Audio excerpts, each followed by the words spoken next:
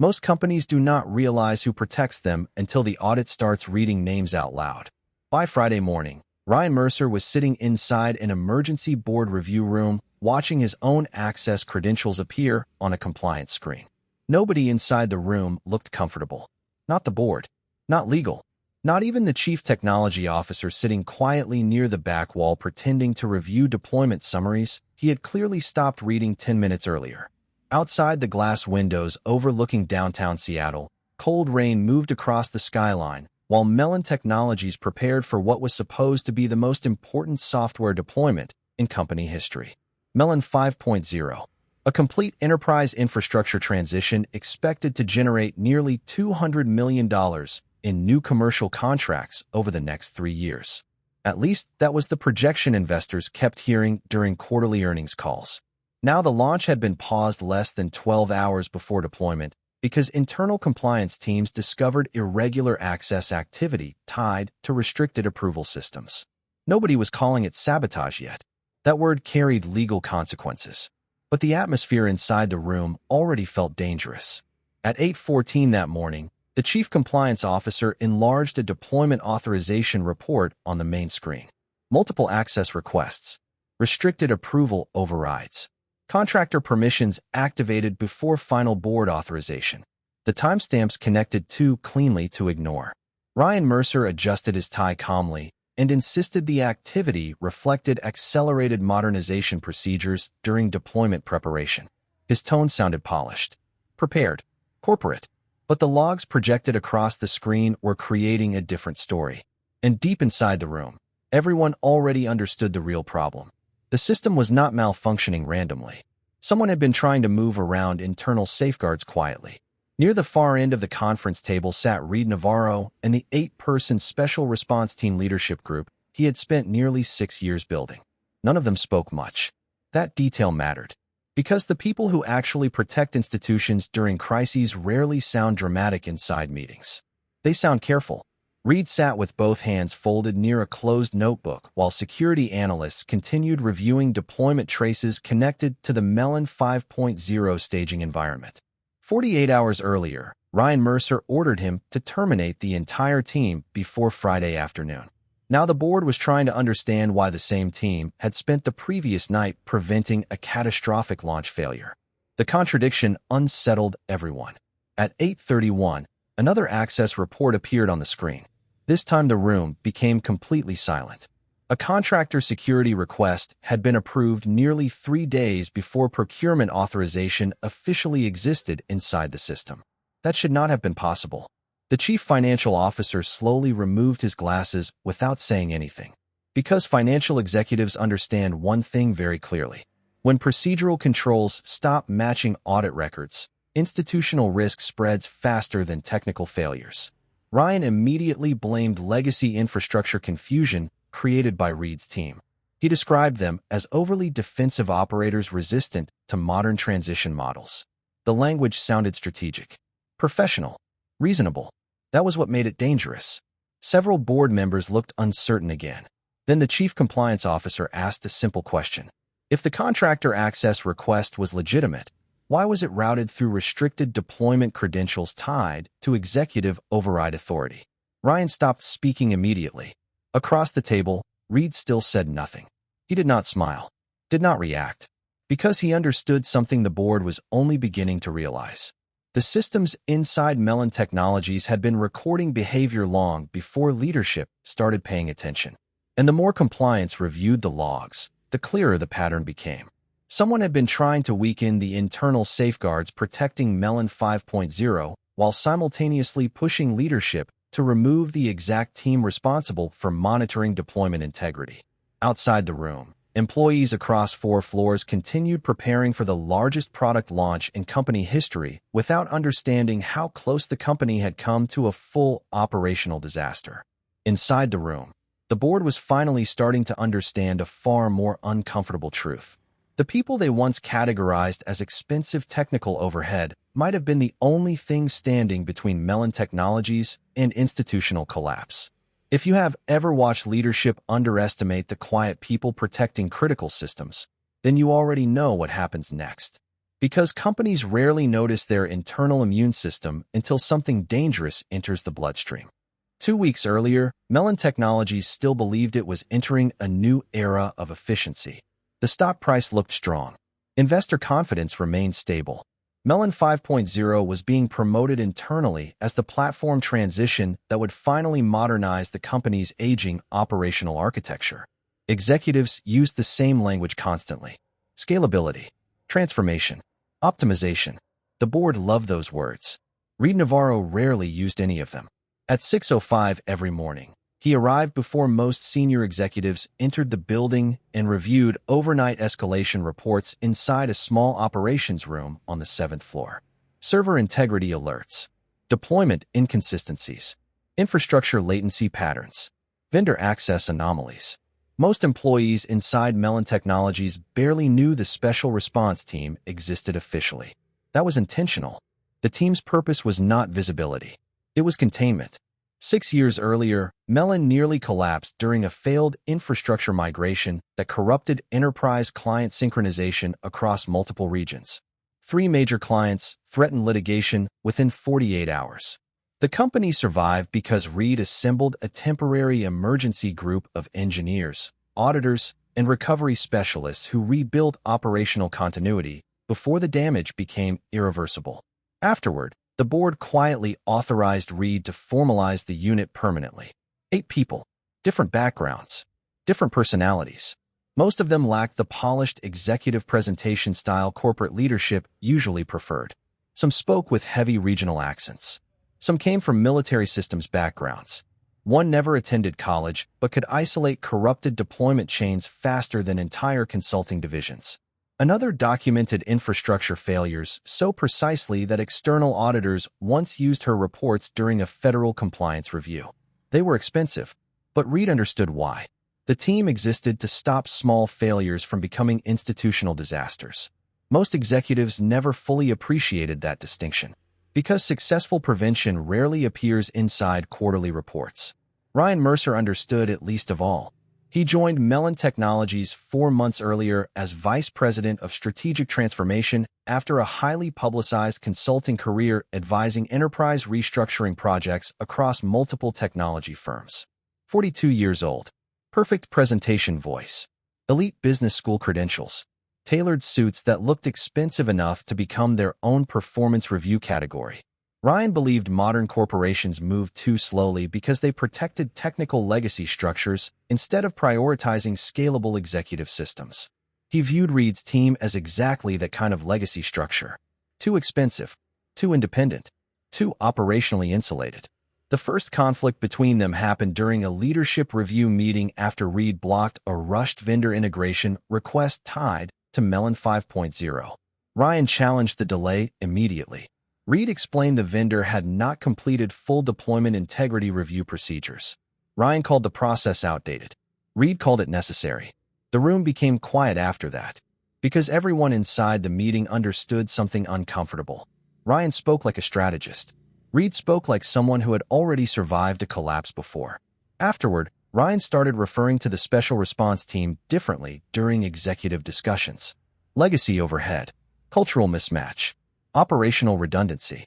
The language sounded professional enough to survive inside board presentations. That was what made it effective. Several executives slowly started distancing themselves from Reed's group politically. Not because they distrusted the team, because nobody wanted to appear resistant to modernization initiatives tied to Melin 5.0.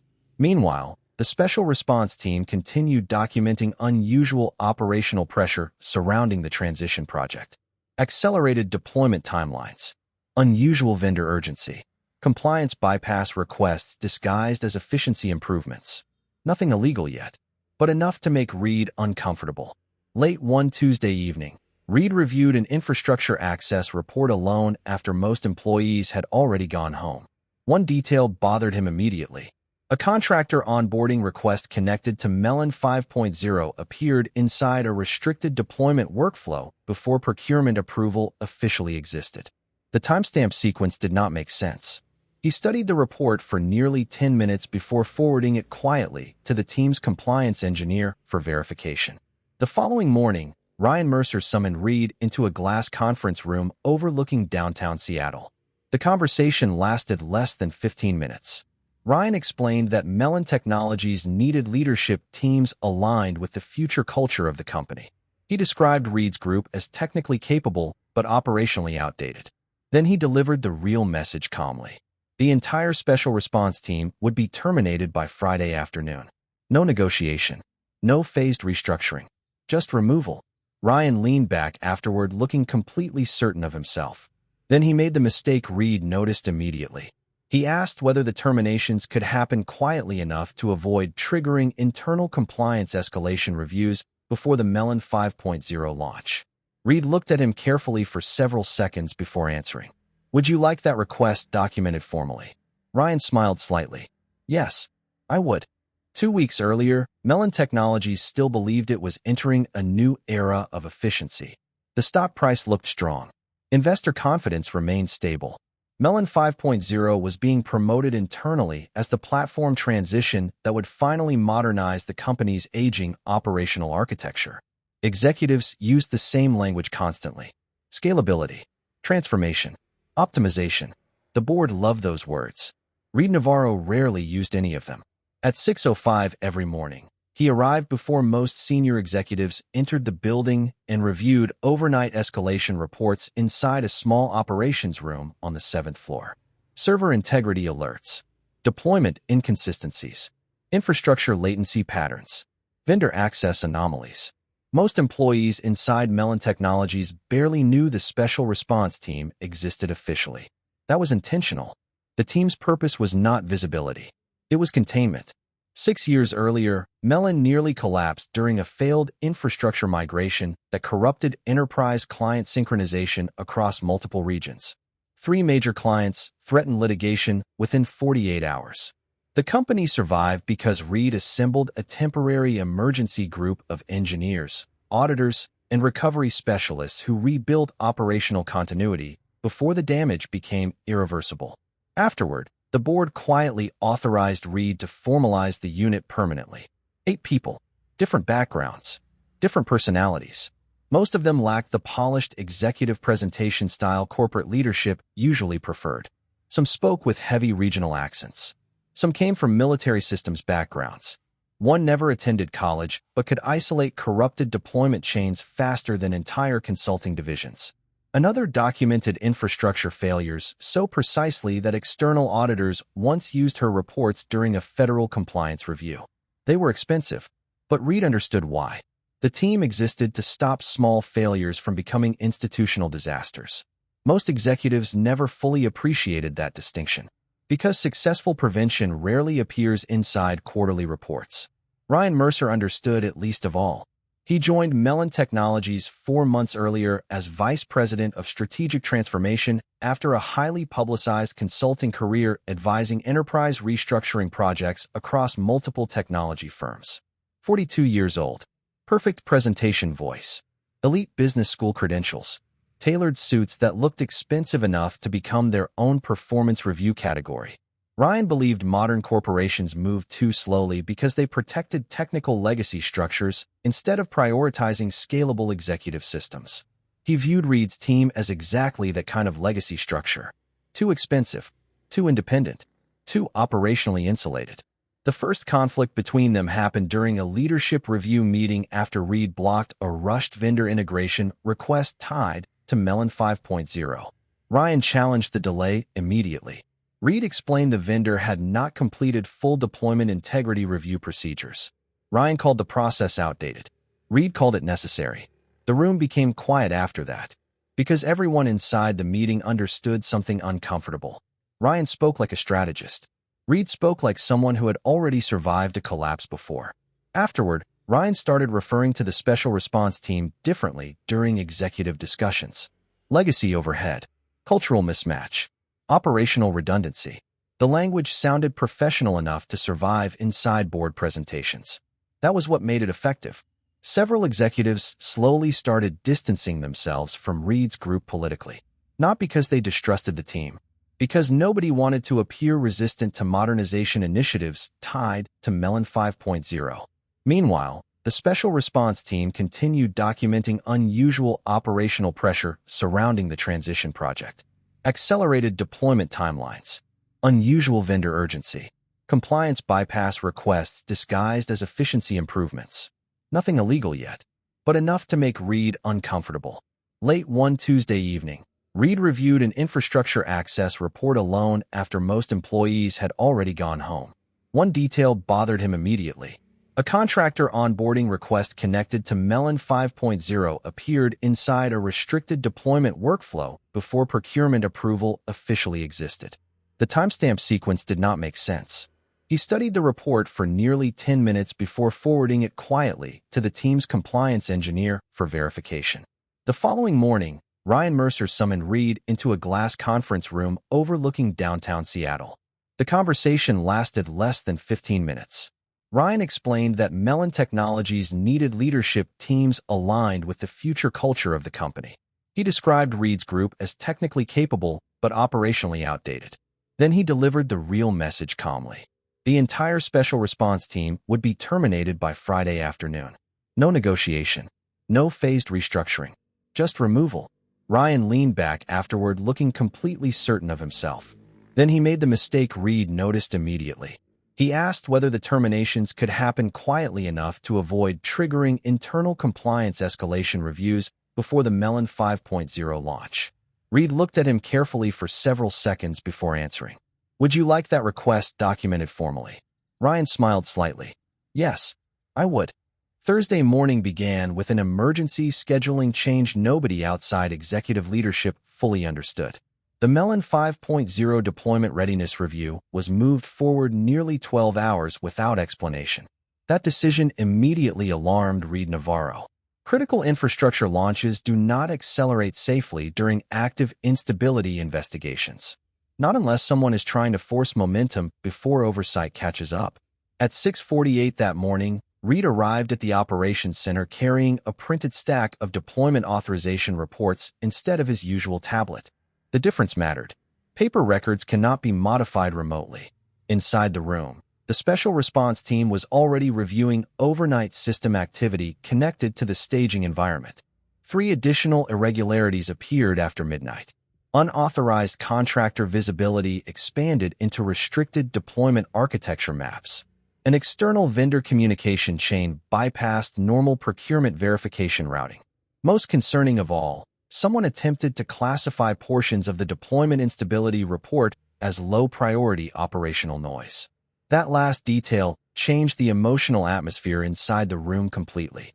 Because technical instability can happen naturally, but suppressing visibility around instability requires intent. The compliance engineer traced the downgrade request through internal workflow records quietly before looking up from the screen. Executive escalation credentials again. Nobody spoke immediately afterward. The pattern was becoming impossible to ignore. Across headquarters, Ryan Mercer spent most of Thursday morning moving between conference rooms preparing leadership presentations tied to the contractor transition proposal. His tone remained polished, confident, almost unusually calm considering the deployment pressure surrounding Melin 5.0. Several executives noticed it privately, because experienced corporate leaders recognize something dangerous about people who appear too comfortable during operational uncertainty. At 9:17, the Chief Technology Officer requested a direct status update from Reed regarding the deployment instability concerns. Reed answered carefully. No speculation. No accusations. Only procedural facts. Unauthorized configuration changes occurred outside approved deployment windows.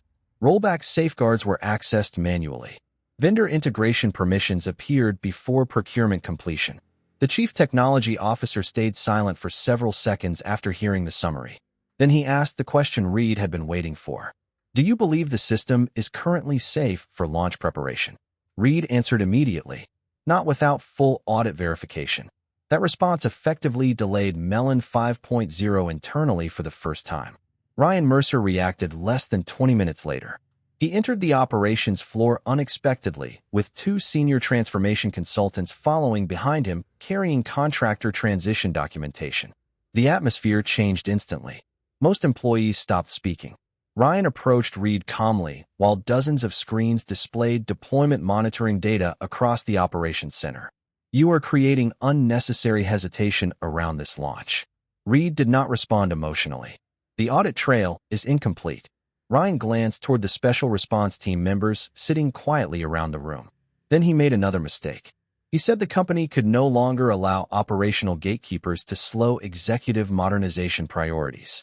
The phrase landed badly, especially inside a room filled with people currently preventing a launch failure from reaching live infrastructure. One of the system's reliability specialists continued monitoring deployment alerts without even looking up during the conversation. That detail unsettled Ryan more than visible resistance would have. Because disciplined silence is difficult to control politically, late Thursday afternoon, the compliance engineer finished reviewing archived procurement records tied to Ryan's previous companies. The pattern became clearer immediately. Accelerated contractor transitions, internal operational downsizing, vendor expansion, followed months later by internal audit concerns tied to procurement oversight irregularities. Not proof of fraud, but enough repetition to trigger institutional concern. At 5:42 that evening, Reed received a quiet call from the chief compliance officer requesting a private meeting before the Friday board review. No details were provided over the phone. Only one sentence. Bring the complete deployment records. That was the moment Reed finally understood the situation had moved beyond internal operational conflict. The board itself was starting to notice the same pattern. Outside the building, Seattle traffic moved slowly through cold evening rain, while employees across Melin Technologies continued preparing presentation materials for what they still believed would be a routine Friday launch approval process. Inside the operations center, the special response team kept working through deployment integrity checks one system at a time. Still calm, still disciplined, still documenting everything. Nobody discussed revenge.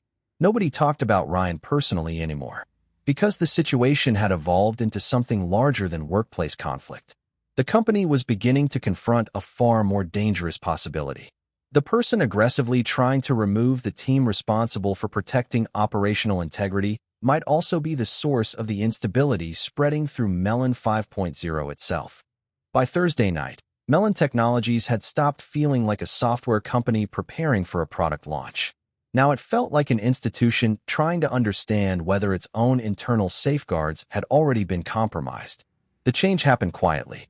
No alarms, no dramatic shutdowns, just tension spreading through executive floors one meeting at a time. At 7:03 that evening, Reed Navarro entered a restricted compliance conference room, carrying 3 printed audit binders and a sealed external storage drive containing deployment integrity records connected to Melin 5.0. Inside the room waited the chief compliance officer, the chief technology officer, and 2 external legal advisors retained by the board less than 6 hours earlier. That detail alone changed everything. External counsel only appears when institutions begin preparing for exposure scenarios. The meeting started without introductions. The chief compliance officer projected a timeline summary across the screen. Unauthorized deployment access patterns, contractor onboarding acceleration requests, restricted rollback modifications, procurement routing irregularities. Individually, none of the incidents guaranteed misconduct. Together, they formed something far more dangerous. Sequence consistency. The external legal advisors focused on one issue immediately. Why were contractor permissions being expanded before procurement approval existed? Nobody answered at first, because every explanation created another problem. If the permissions were accidental, internal safeguards had failed catastrophically. If they were intentional, someone with executive authority bypassed institutional controls knowingly. At 7:42, the chief technology officer asked Reed directly whether the special response team believed Melin 5.0 remained operationally stable. Reed answered carefully, stable enough to prevent immediate client exposure, not stable enough for unrestricted deployment authorization. That distinction mattered, because Reed's team had quietly spent nearly 40 straight hours containing infrastructure drift before it reached live enterprise systems. Most of the company still had no idea how close Melin 5.0 came to triggering a cascading synchronization failure across active commercial environments. And the board still believed Reed's team represented unnecessary operational overhead. The irony was becoming unbearable. Meanwhile, Ryan Mercer continued preparing Friday morning executive launch materials from his office overlooking Elliott Bay.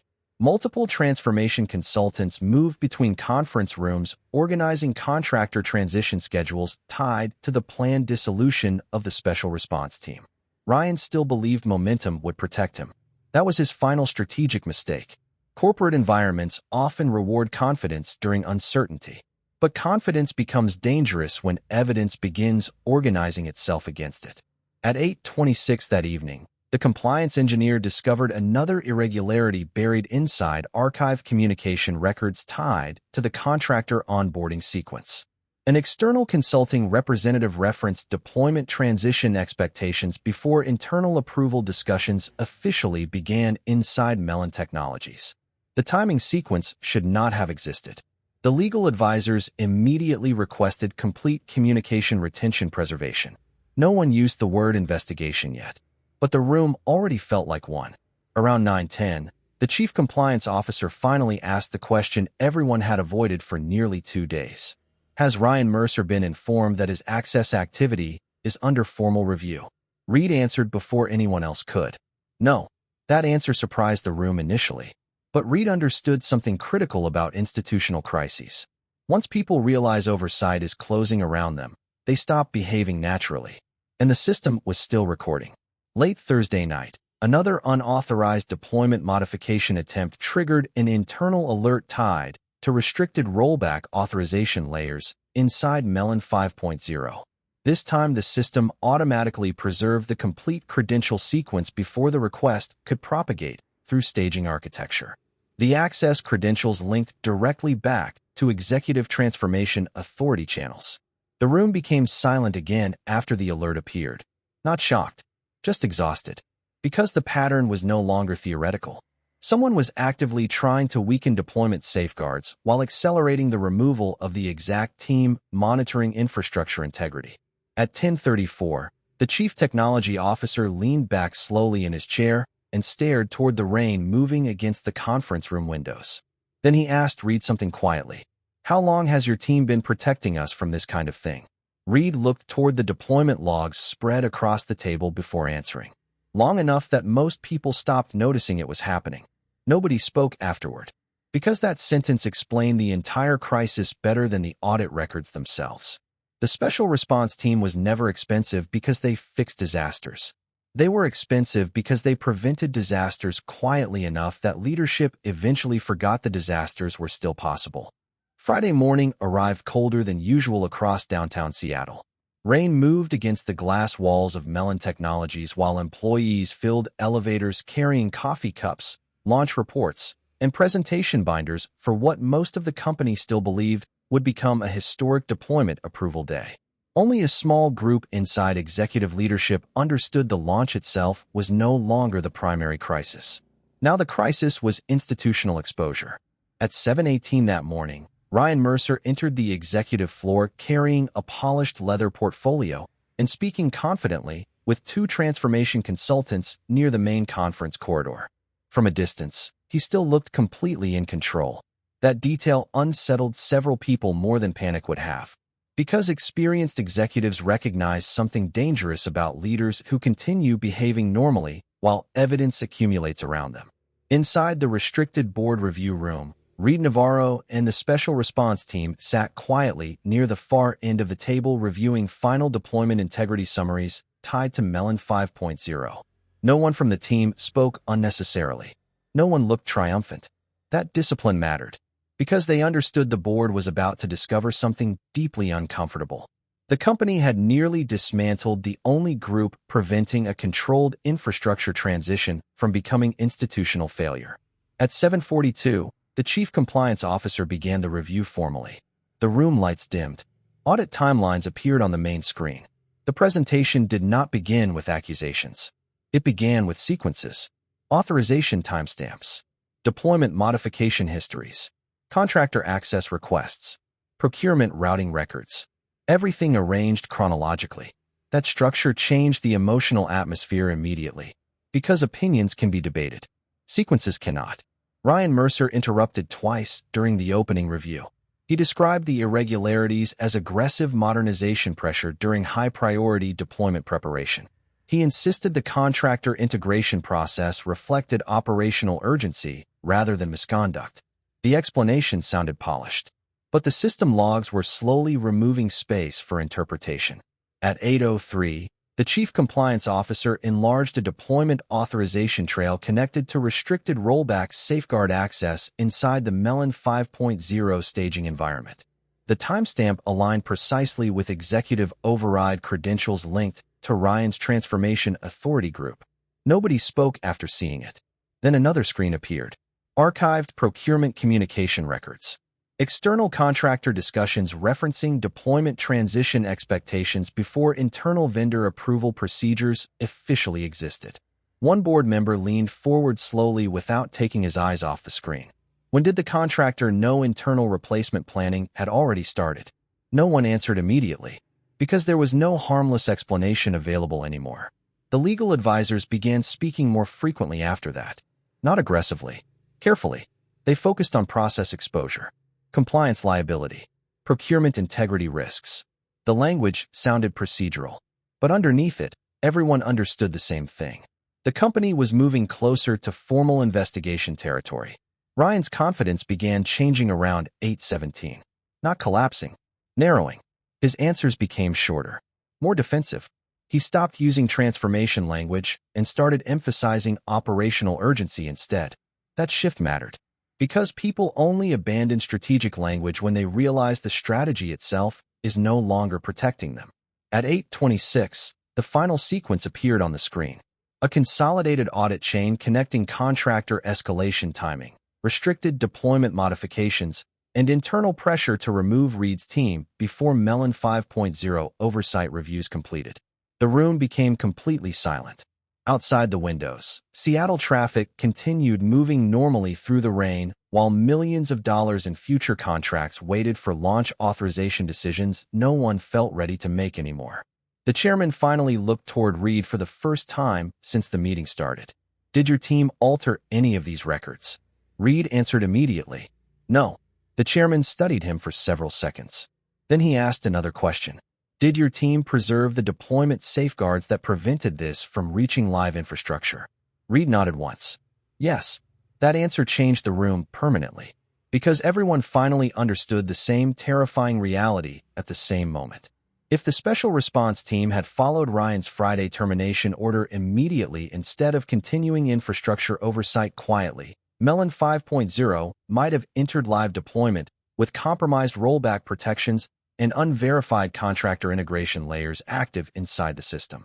The company had come within hours of authorizing its own exposure, and the people leadership categorized as expensive operational overhead were the only reason the disaster remained theoretical instead of public. At 8:41 Friday morning, the board review stopped feeling like a deployment meeting. Now it felt like containment. No one inside the room said that word directly, but the atmosphere had already shifted there. The chairman requested a temporary suspension of all Melin 5.0 launch authorization activity until the compliance review finished completely. That decision triggered immediate operational shockwaves across the company. Project managers started receiving delayed deployment notices. Enterprise launch coordination calls were paused. External partners requested clarification. Rumors spread through the executive floors within minutes. Most employees still believed the delay was technical. Only a handful understood the truth was becoming institutional. Ryan Mercer tried regaining control of the room quickly after the launch suspension announcement. He argued the compliance concerns were being exaggerated by operational teams resistant to modernization. He described the special response team as overly insulated legacy operators protecting their own internal influence structure. For the first time that morning, the chairman interrupted him directly. His voice remained calm, but colder now. The issue is no longer resistance. The issue is why deployment safeguards were altered before contractor authorization existed. Ryan stopped speaking immediately. Across the table, Reed Navarro remained completely silent. That silence mattered more than any argument, because the audit records were already speaking for him. At 8:56, another compliance sequence appeared on the main screen. Archive communication summaries connected to contractor onboarding coordination. The external consulting group recommended by Ryan Mercer had previously appeared in accelerated restructuring transitions at multiple firms where operational oversight teams were later removed or significantly weakened. One board member looked visibly disturbed reviewing the sequence, not because the records proved criminal behavior directly, because they revealed repeated institutional patterns: vendor acceleration, oversight reduction, deployment instability. The legal advisors began documenting additional review requests immediately afterward. Ryan attempted reframing the timeline again. He insisted the contractor relationships reflected aggressive efficiency initiatives common across modern enterprise transformation strategies. But the confidence in his voice was deteriorating now. The room could hear it. At 9:11, the chief compliance officer introduced the final element that changed everything completely: financial review summaries connected to external vendor compensation structures tied to Ryan's prior consulting relationships.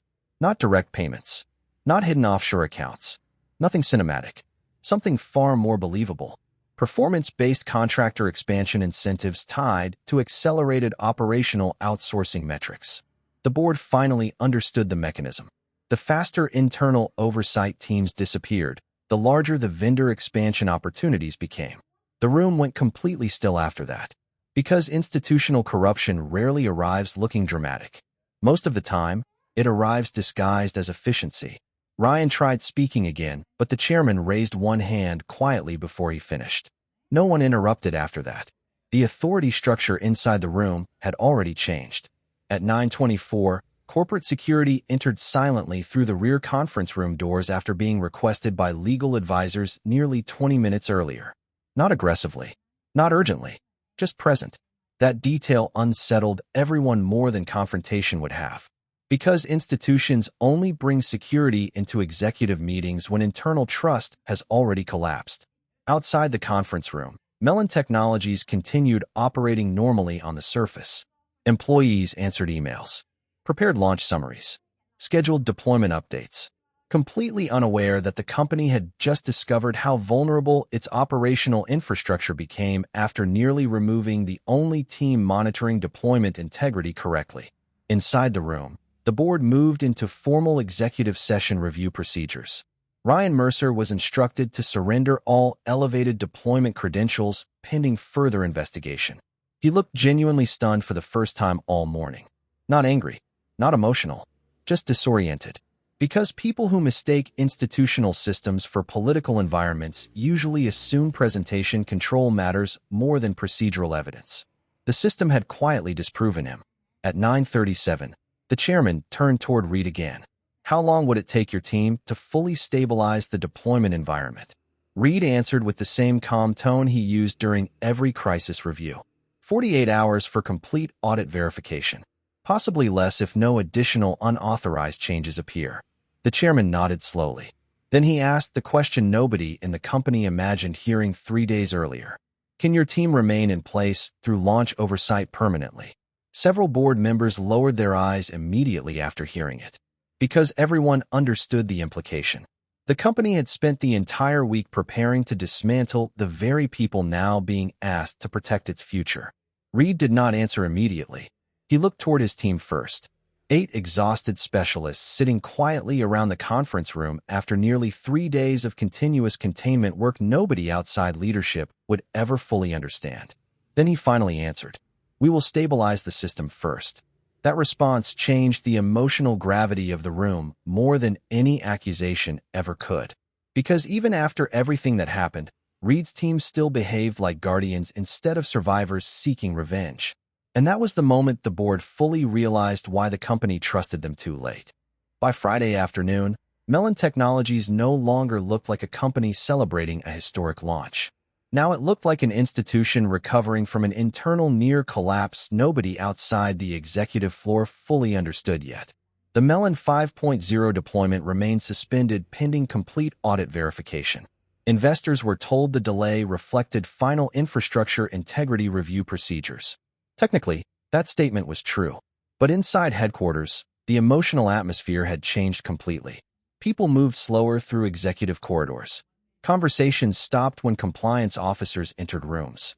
Several department heads quietly requested archived approval records tied to prior transformation initiatives connected to Ryan Mercer. The system was beginning to examine itself now. At 12:16 that afternoon, Ryan exited the executive review floor accompanied by two corporate security officers and a representative from internal legal oversight. No confrontation, no raised voices, no dramatic scene. That was what made it unsettling. Most employees watching from nearby offices immediately understood something serious had happened simply because of how quiet the hallway became. Ryan carried no briefcase this time. Only a thin folder containing temporary suspension documentation and restricted access instructions pending formal investigation review. He avoided eye contact with nearly everyone while moving toward the elevators. Not because he looked ashamed, because he finally understood the institution itself had stopped trusting him. And once that happens inside major corporations, recovery becomes almost impossible. Across the 7th floor operations center, the special response team continued working through deployment verification procedures without interruption. That detail mattered more than most people realized. No celebration happened after Ryan left. No jokes. No emotional release. The team simply returned to stabilization work. Deployment validation layers. Rollback integrity verification. Access permission reconstruction. The same quiet responsibilities they handled every day long before executive leadership suddenly remembered their value. At 1:42, the chief technology officer entered the operations center carrying updated board authorization documents. Several employees stopped what they were doing immediately, not out of fear, out of exhaustion. The previous 72 hours had pushed the team through nearly continuous containment review cycles while simultaneously preparing for termination. The chief technology officer stood silently near the center of the room for several moments before speaking. The board has suspended all restructuring actions tied to the special response team effective immediately. Nobody reacted visibly.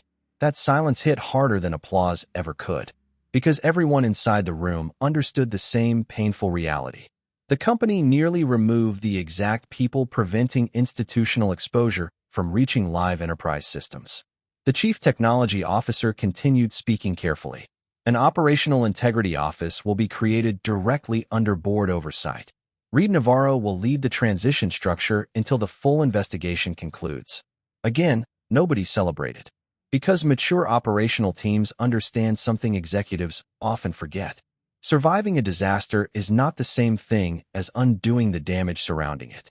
Late Friday evening, the chief compliance officer formally notified the board that external legal review teams had identified sufficient evidence to begin expanded procurement and vendor relationship investigations tied to Ryan's previous restructuring engagements. The language remained careful. Potential conflict exposure. Authorization irregularities. Vendor incentive review. No accusations yet. Only expanding scrutiny. That realism mattered. Because institutions do not collapse through cinematic revelations. They unravel through documented sequences nobody can explain away anymore. Outside Melin Technologies, Seattle traffic moved through cold rain, while employees across the city left offices carrying laptops and weekend plans completely unaware that one of the region's largest software firms had spent the day discovering how close it came to operational compromise from inside its own executive structure. Around 8:30 that night, Reed finally walked alone through the nearly empty operations center after most employees had gone home. Screens still displayed deployment verification reports across the room. Melin 5.0 remained stable now. Contained. Protected. He stopped briefly beside the workstation of the compliance engineer who first identified the contractor access timing irregularities earlier that week. The system had preserved everything automatically. Every request. Every override. Every sequence. Not because the company was brilliant. Because somebody designed the safeguards assuming one day leadership itself might become part of the risk environment. That realization stayed with Reed longer than the investigation itself. The board thought they were funding an expensive technical response team. In reality, they had been funding institutional antibodies. And by the time leadership finally understood the difference, the system had already started protecting itself from the people trying to weaken it. 3 months after the Melin 5.0 investigation, the company looked different in ways most investors would never fully understand. The launch eventually succeeded. Quietly. No dramatic celebration campaign followed. No aggressive executive interviews appeared in business media. The board intentionally avoided turning the recovery into a public relations victory. Because internally, everyone understood the truth too clearly. Melin Technologies had not survived because leadership controlled the crisis effectively. The company survived because a small group of operational specialists kept protecting the institution after being ordered to disappear. The Operational Integrity Office became permanent before the end of the quarter. Direct board oversight, independent compliance authority, restricted deployment review powers. The Special Response Team expanded from 8 people to 14. Not because Melin suddenly became generous. Because the company finally understood the cost of confusing invisible protection with unnecessary expense. Ryan Mercer never returned to the building. Officially, the company described his departure as part of an ongoing procurement integrity review. Unofficially, executive recruiters across Seattle stopped mentioning his name in serious leadership conversations almost immediately after the investigation expanded beyond Melin Technologies. External legal teams later discovered similar vendor acceleration patterns connected to multiple restructuring initiatives from Ryan's previous consulting relationships. Again, nothing cinematic. No dramatic confession. No televised scandal. Just documentation. Contract sequences. Compensation structures. Operational downsizing tied repeatedly to outside contractor expansion incentives. The kind of pattern institutions ignore for years until one sequence finally becomes impossible to explain away. At Melin Technologies, the emotional atmosphere surrounding the Special Response Team changed slowly after the investigation. People still respected Reed Navarro, but now the respect carried something heavier underneath it. Recognition. Employees across the company finally understood what the team had actually been doing all those years. Not maintenance. Not technical support. Containment. One afternoon during a leadership orientation meeting for newly promoted department managers, the Chief Technology Officer explained the creation of the Operational Integrity Office using language nobody inside Melin Technologies would have expected 6 months earlier. He described operational oversight as institutional immune protection. The phrase spread quietly across the company afterward. Because everyone remembered how close Melin 5.0 came to deployment failure after leadership almost removed the people monitoring system integrity correctly. Late one evening, Reed walked through the operations center after most employees had already gone home. The room looked calmer now. Deployment dashboards remained stable. Audit sequences synchronized normally. No emergency escalation alerts flashed across the monitoring walls anymore. The system was healthy again. But Reed understood something experience teaches slowly. Healthy systems create dangerous illusions. The better protection works, the less leadership notices it exists. That was how institutions become vulnerable. They start believing the absence of disaster means protection is no longer necessary. A younger infrastructure analyst asked Reed once why he never fought harder publicly after Ryan ordered the team terminated. Reed looked toward the deployment monitors before answering. Because systems do not care who wins arguments. They only remember who maintained integrity when pressure arrived. The analyst stayed silent afterward, because that answer explained more than the investigation ever could. Months later, the chairman reviewed the archived Friday termination directive during a private governance audit session. Terminate the entire special response team by Friday afternoon. The sentence looked almost unreal now. Not because the team became more technically impressive afterward. Because the board finally understood what the team had actually represented. Institutional memory, operational discipline, crisis containment, the quiet people standing between complex systems and invisible failure. Outside the windows of Melin Technologies, Seattle continued moving the same way it always had. Traffic, rain, office towers glowing late into the night with meetings, forecasts, restructuring plans, and executives trying to optimize systems they barely understood completely. That was the strange thing about modern corporations. They measure productivity precisely, revenue precisely, deployment speed precisely. But the most valuable structures inside an institution are often the hardest things to quantify. Judgment under pressure, quiet competence, the people who notice danger before dashboards do. Ryan Mercer believed Reed's team was expensive overhead, slowing modernization. The system recorded a different truth. They were the last layer protecting Melin Technologies from itself. And when leadership finally tried removing that layer, the institution learned something too late that every stable system eventually discovers the hard way. The strongest protection inside a company is usually invisible right before it disappears.